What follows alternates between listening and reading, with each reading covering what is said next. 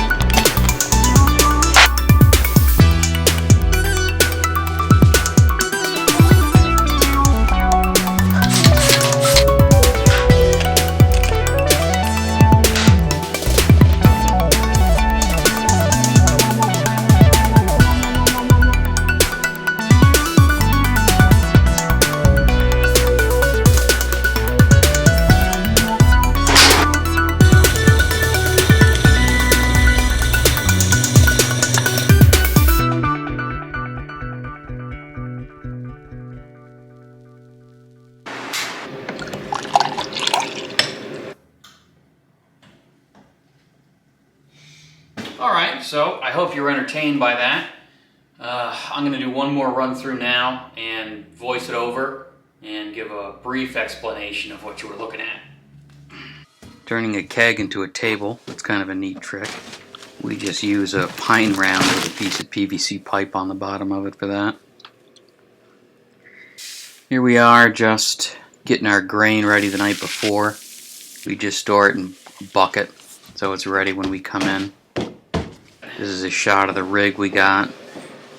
2 anvil setups and a Brewzilla hot liquor tank. Putting the stripe water in the night before. We like to put a delay on it of 8 hours.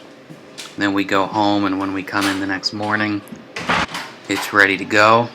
So here we are coming in the next morning. I'm going to check that grain temp, make one tiny adjustment to the anvil system, flip on the hot liquor tank, and just as soon as I come in, I can pour and get the mash going, no problem. I used to use the pumps for the Vorloft, but I don't anymore. I like to just drain it into that pitcher and pour it over the top. It gives me quite a bit less hassle and heartache. Sparge, pretty simple. Use about a gallon of hot water. I don't use the recommended amount of water from the anvil system. I just use the standard pounds to pints that I want to use. When you're going to take your gravity measurement with your hydrometer, you can just pour it into a pie tray floating in some water and cool it down very rapidly.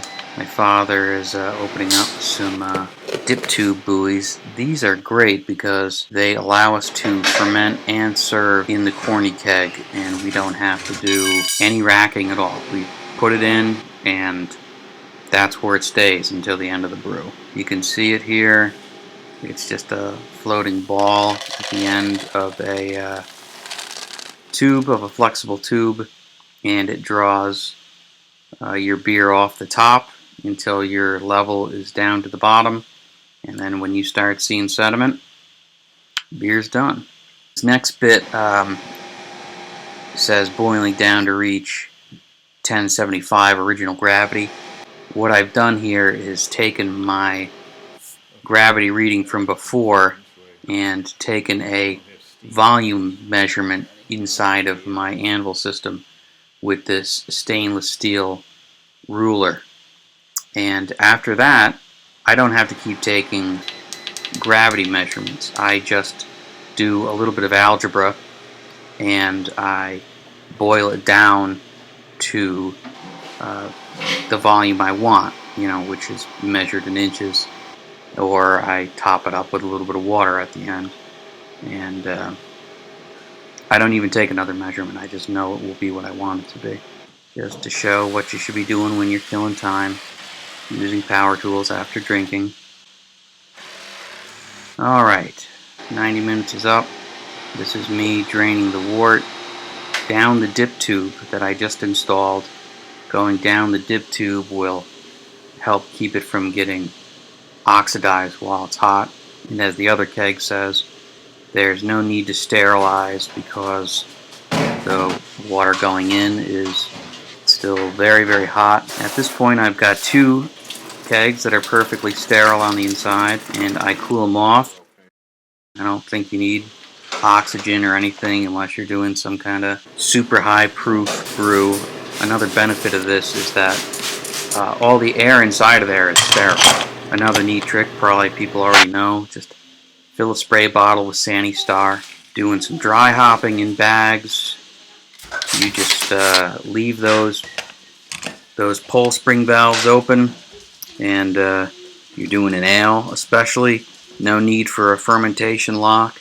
And then 1-ish weeks later, I put it in my cooler at the brewery. I hook it up. I give it one good charge of gas. I don't leave the gas on at pressure overnight, 25, 30, depending on how much headspace I have. 1-ish days later, snap the out tube on there, and that's the whole maneuver. So there it is, all finished up. Thanks for watching. I would love some feedback, especially from people who think I did a bad job. I always think that's the best feedback, so please let me know. And again, thanks for checking me out. Sláinte.